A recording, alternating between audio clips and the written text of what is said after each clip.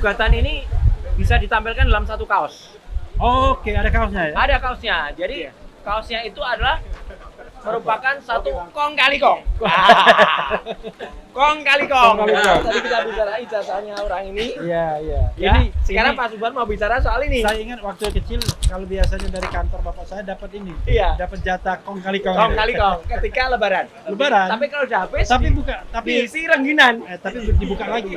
Maksudnya belum lihat dia, belum lihat. Oh, belum lihat. Ya, sekarang berdiri Mas. Kong bagi kong. Nah, Bagi Kong dibagi kong. Iya. Kong kali kong. Ya.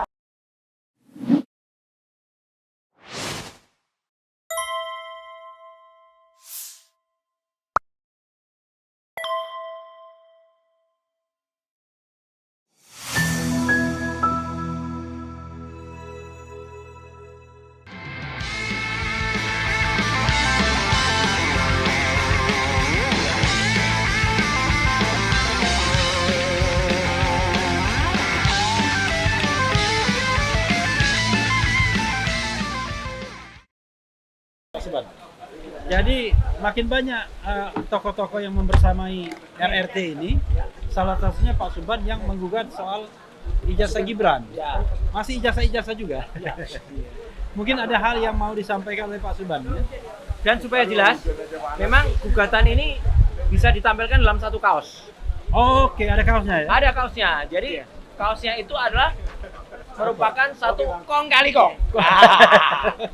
Kong kali kong. Tadi kita bicara ijazahnya orang ini. Iya, iya. Ya, sekarang Pak Subhan mau bicara soal ini. Saya ingat waktu kecil kalau biasanya dari kantor bapak saya dapat ini. Iya. Dapat jatah kong kali kong. Kong kali kong ketika lebaran. Lebaran. Tapi kalau udah habis Tapi buka, tapi diisi rengginan. tapi dibuka lagi. Maksudnya belum lihat dia, belum lihat. Oh, belum lihat. Ya, Sekarang berdiri Mas. Kong bagi kong. Nah, Bagi Kong kong. dibagi kong. Iya. Kong kali kong. Ya. Lanjut Pak Subhan. oke. Oke. Pak Subhan mungkin ada pengumuman yang ingin disampaikan, silakan. Assalamualaikum warahmatullahi wabarakatuh. Waalaikumsalam Yang warahmatullahi wabarakatuh. terkait dengan sidang ijazah Gibran, ada pengumuman dari Pengadilan Negeri Jakarta Pusat bahwa hari Senin akan diadakan sidang terbuka Weh, untuk kesempatan menyerahkan jawab dan bukti kompetensi absolut. Nah, saya mengharap ada dukungan dari masyarakat agar perkara ini sampai dapat ke pembuktian. Soalnya para pihak baik Gibran maupun KPU minta diadakan putusan sela Ya. bahwa pengadilan tidak berwenang mengadili, katanya. Itu. Ya, itu aja, Pak. Oke, ya. Mari kita doakan sama-sama. Karena dalam pengadilan itu ya ada yang namanya judicial restraint. Wah, dia ketat sekali dia. Membatasi kewenangannya, ada judicial activism yang agak kreatif sedikit. Karena bagaimanapun yang namanya pengadilan harus menjadi solusi ya dari pertikaian-pertikaian di masyarakat ini. Nah, mudah-mudahan ini entry point untuk impeachment sesungguhnya. Impeachmentnya di DPR, MPR, MK, MPR, tetapi ini menjadi gerbang. tapi yang entry point-nya itu kemarin saya dengar lantang keras Di lapangan 212. bola. Orangnya ini. Karena disuruh belajar 5 menit. pidato 5 menit ya kan? Jadi 5 menit betul. Ada 3 poin waktu itu. 3 poin. Ya, luar biasa. Ya, sahabat sekalian, itu saja ya. Kita sama-sama saksikan nanti jawab jinawab Senin nanti ya. Hari Senin. Hari Senin pukul 10 pukul 10. di Pengadilan Negeri Jakarta Pusat. Ya, betul. Nanti di situ kemudian akan ada pihak penggugat dan Pihak kemudian penggugat dan dan tergugat. pihak tergugat. Pihak tergugat kita tidak tahu diwakili oleh siapa. Apakah kantor Noto Hasibuan lagi enggak? Bukan, ini. Oh, bukan. Ya. Sebentar, dalam eksepsi kurang pihak, Ya. KPU ini aneh. Seolah-olah saya diminta ngugat presiden karena dia satu paket. Ya. Padahal KPU itu diwakili jaksa pengacara negara, Ya. yang notabene jaksanya Pak Prabowo, tapi diminta saya menggugat Pak Prabowo. Nah, itu kan, tuh Pak Prabowo tak bilangin tuh, jaksa Bapak saya diminta untuk ngegugat Bapak juga. Oke, iya beda dong ini. Jadi Gibran, Prabowo. Bukan di KPU-nya yang bilang gitu. Oh iya. Hmm. Oke, Jadi tergugatnya siapa aja, Bro? Tergugatnya Gibran Raka Buming Raka Ya. sebelum menjadi wakil presiden. Yang kedua, Kedua KPU Pusat. Pusat, KPU Oke. RI. Oke. Ya, itu saja saudara sekalian. Mudah-mudahan bermanfaat ya. Mas Roy siap-siap ke SPKT. Nanti ini siap-siap lagi dia. Jadi nanti ada siap-siap lagi, mungkin lebih banyak wartawan di sana di SPKT. Hari hujan, tapi hujan bukan halangan untuk sekolah ya. Tapi untuk ke SPKT barangkali ada halangan juga. Wassalamualaikum warahmatullahi wabarakatuh. Waalaikumsalam. Different UTS Insert dan UTS Graduate Program itu different. Kalau PDIP itu beneran mau melawan Gibran dan Jokowi, ya mereka harus push for impeachment sebetulnya. Tapi persoalannya kan PDIP tidak pernah mau untuk ambil leading role untuk mengimpeach Gibran kan. Tapi terbukti PDIP juga tidak bisa memainkan peran sebagai oposisi sekarang ini, dan mereka juga tidak mau akhirnya memainkan peran itu. Iya, memang itu realitas politiknya. Kalau PDIP mau menjadi beroposisi, ya mereka harusnya push for impeachment.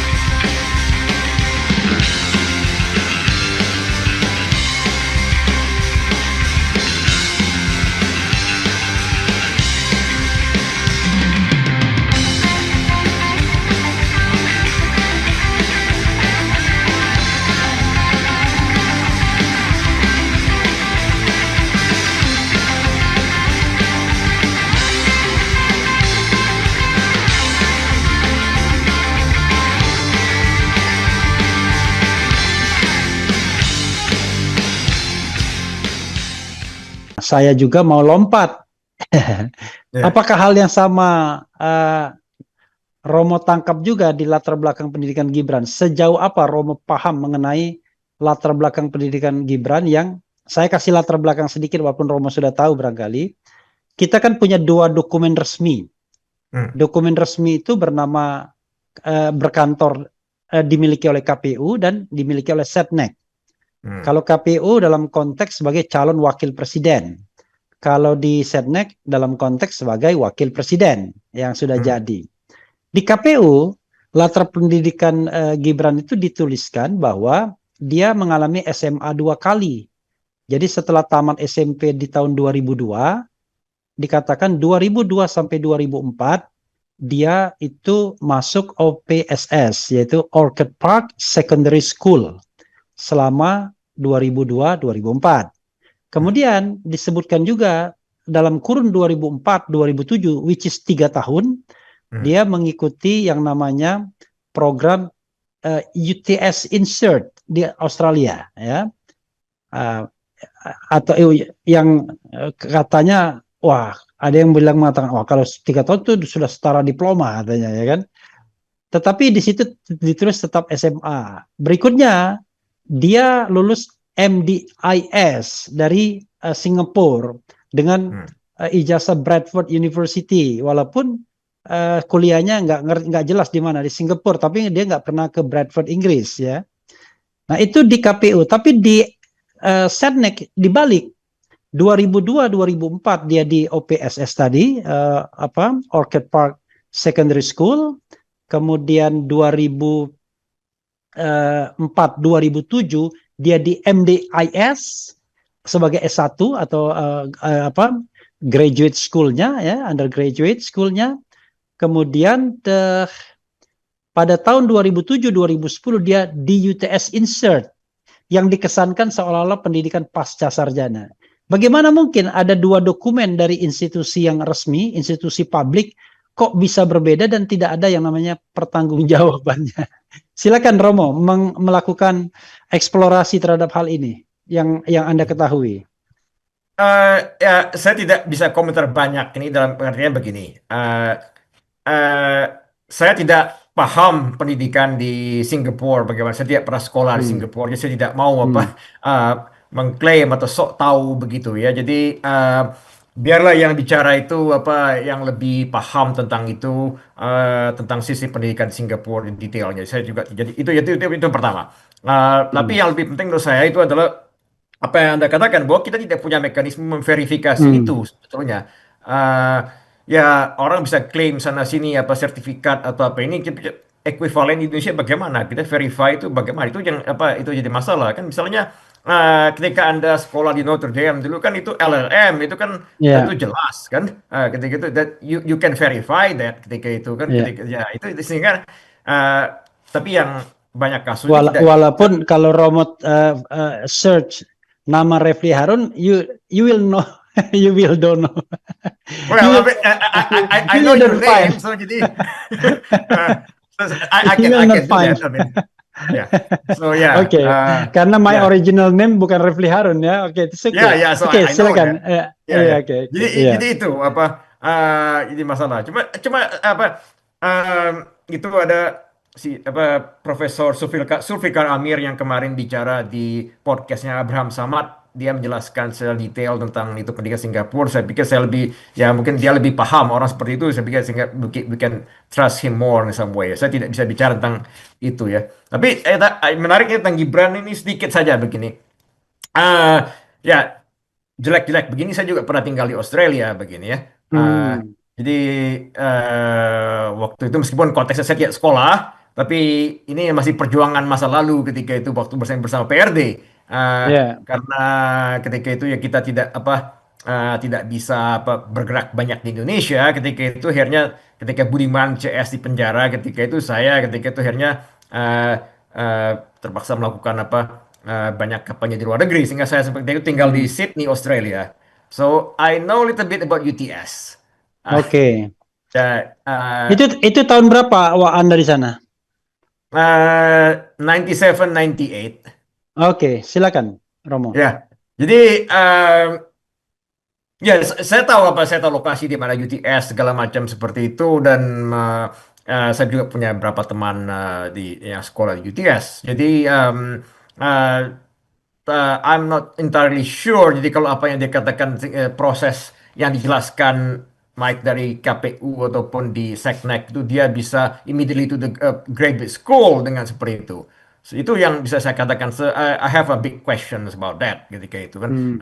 Bahwa it's different. UTS Insert dan UTS graduate program itu different. So that's something I can say gitu kan. Cuma persoalannya lebih akhirnya bagaimana kita verify itu kan, dan kemudian lagi kepada proses ini yang ini saya lebih diskusikan dengan Anda lebih pada impeachment wakil presiden itu yang sebenarnya waktu itu kan saya sempat kirim artikel saya tulis kepada Anda, cuma kita sempat diskusi bahwa this is maybe one ground of impeachment sebenarnya kalau kita ingin bicara ketika itu ya.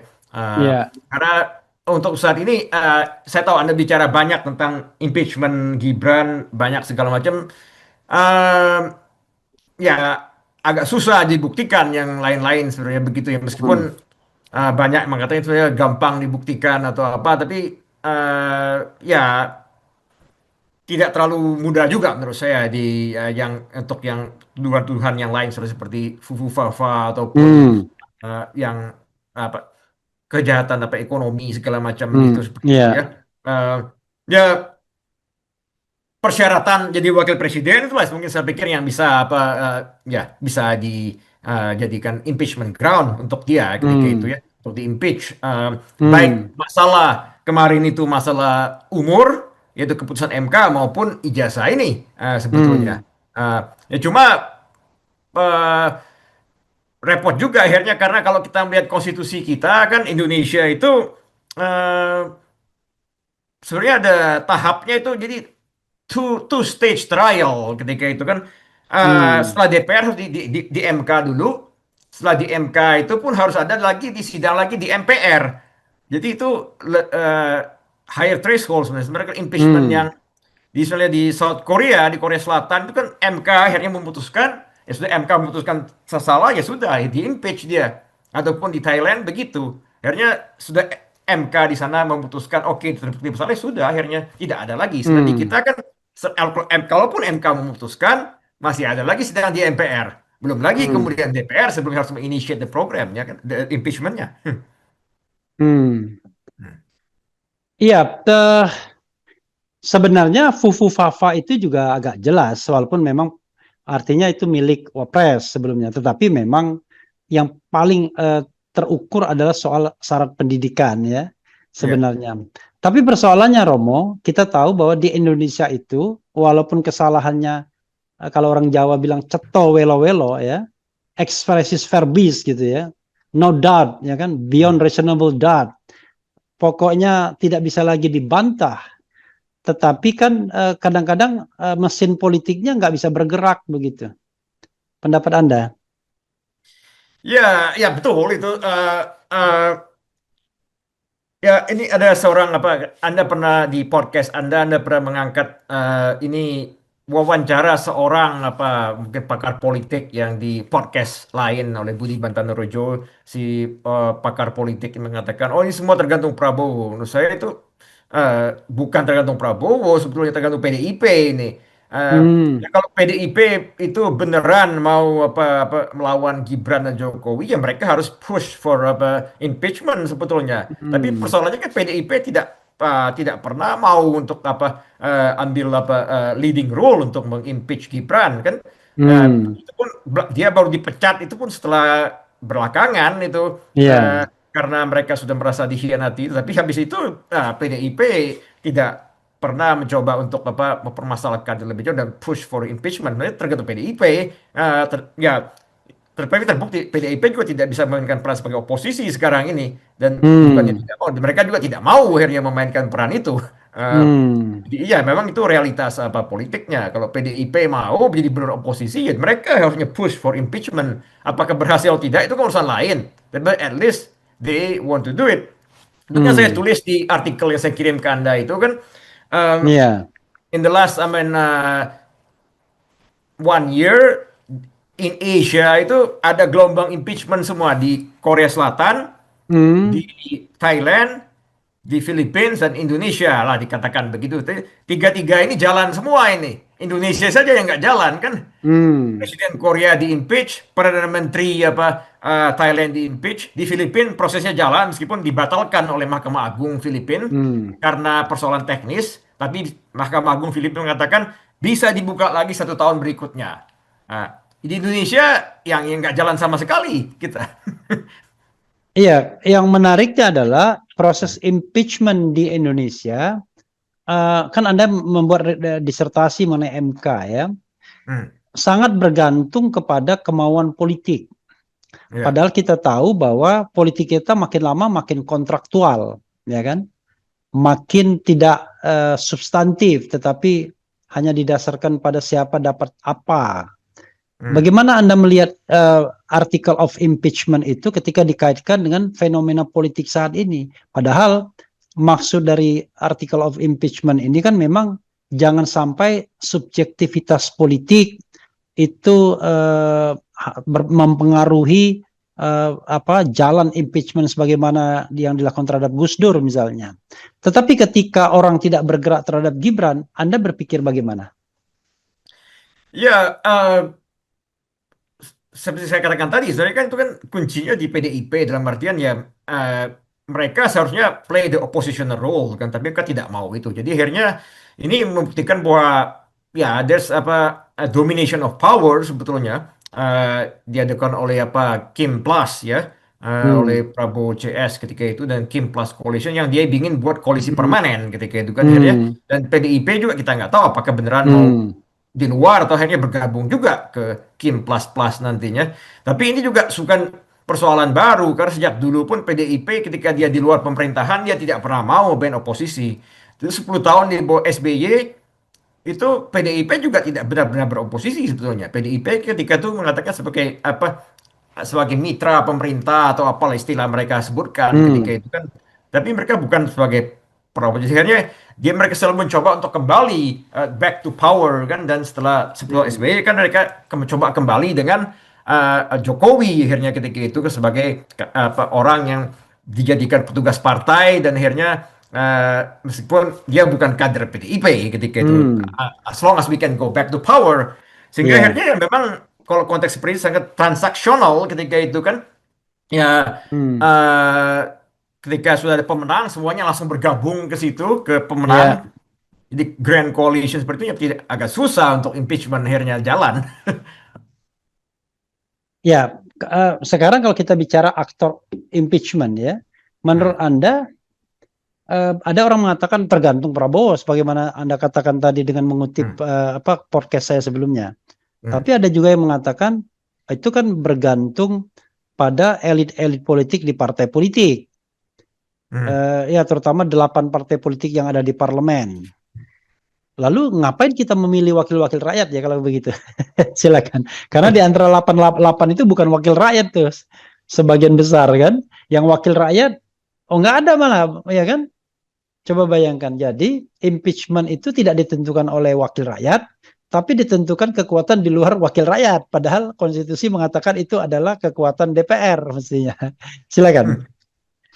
Ya, ini kan menunjukkan suatu persoalan di tatanan politik Indonesia dan juga masalah konstitusi.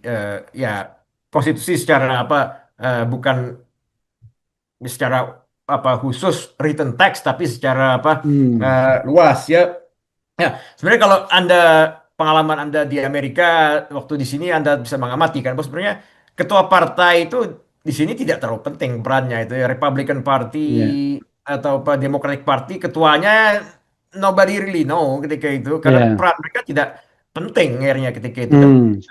Tapi di Indonesia itu kalau sudah jadi ketua partai sangat dikdaya sekali perannya sehingga sehingga caucus Ketua partai itu suaranya 100% ya. di Soalnya partai kalau itu.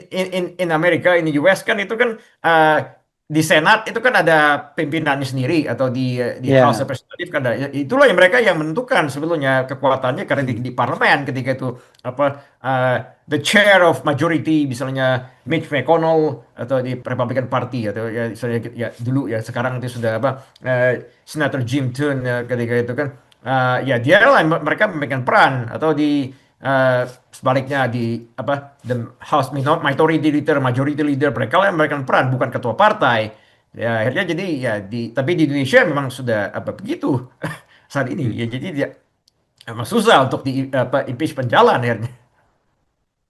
Jadi apa yang Anda sarankan ya agar kemudian bukan impeachment itu jalan, tetapi cara untuk melakukan verifikasi terhadap kebenaran sebuah dokumen ya yang merupakan syarat untuk menjadi calon presiden dan wakil presiden ini itu bisa memenuhi asas-asas pemerintahan yang baik ya, transparan, accountable ya. Karena yang terjadi adalah seolah-olah ada upaya untuk menutup-nutupi ini sehingga debat publiknya gila-gilaan, tapi transparansi dari institusi negaranya tak ada.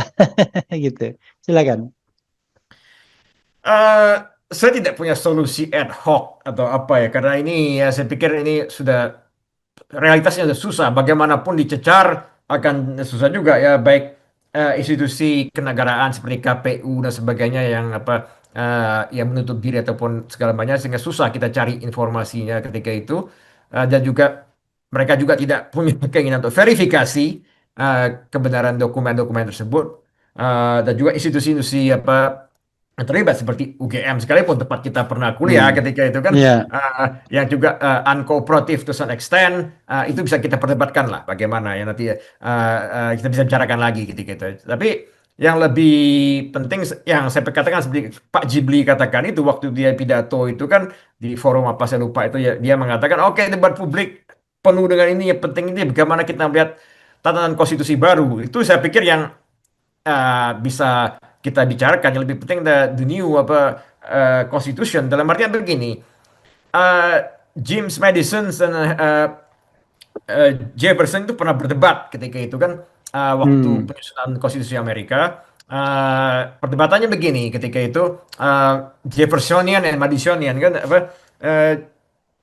mereka mengatakan bagaimana ini the Jefferson want the constitution to last ketika itu forever ketika itu kan harus Sementara Madison mengatakan setiap generasi itu harus membuat konstitusi sendiri. Dalam arti dia katakan usianya 20 tahun itu maksimum. Sehingga generasi baru bikin konstitusi baru, kata dia. Tapi akhirnya kan yang menang Jefferson ketika US Constitution that things that last things that more than 100 years now ketika itu kan satu konstitusi paling sulit diubah ketika itu. Saya pikir saya lebih cenderung yang Madison approach dalam artian every generation have to define their own constitution. Ketika itu kita jangan terikat lagi. Ini konstitusi 2002 ini kalau dikatakan 2002 ya mau disebut konstitusi 2002 itu sudah lebih dari 20 tahun dan terbukti sebenarnya tidak berhasil membuat tatanan Indonesia yang baru karena banyak kesalahan yang mereka buat ketika banyak kompromi segala macam itu ya, sehingga akhirnya it's time for the new generation to draft their new constitution. Ketika itu termasuk generasi kita lah, generasi Anda juga kan. Itu kan dibuat oleh Jacob Tobing CS, that the older generation, dan juga part of the new order ketika itu kan. Dan konstitusi ya benar-benar produk ketika itu reformasi ataupun itu sebenarnya belum ada oleh generasi baru ketika itu ya. Ya kalau misalnya mantan teman-teman seperjuangan saya Budiman CS segala macam mau bikin konstitusi baru terlibat ya, that's better in the sense I think that they should take the lead ketika itu. Yes, our generation is time to write our constitution. Gitu. Jadi itu yang lebih penting sehingga persoalan seperti persyaratan presiden segala macam harus diperjelas di konstitusi tentang itu juga masa jabatan presiden. Saya pikir itu harus dijelaskan dalam arti tidak bisa diubah lagi. Jangan sampai nanti ini kemarin itu tidak jadi 3 periode, tapi belum berarti ini habis ini bisa jadi Prabowo juga mau 3 periode, jangan-jangan nanti habis ini kan. As long as itu kan argumen dari teman Anda Kodari mengatakan itu bisa saja diamandemen kan, tidak dilarang. Ya ada benarnya juga dia, dalam artian tidak ada pasal di Undang-Undang Dasar mengatakan 2 periode itu tidak bisa diubah. Yang ada itu cuma mengatakan negara kesatuan tidak bisa diubah. Itu. Tapi 3 periode tidak bisa diubah. Jangan-jangan nanti periode berikutnya mereka mau ubah lagi, celaka lagi nanti.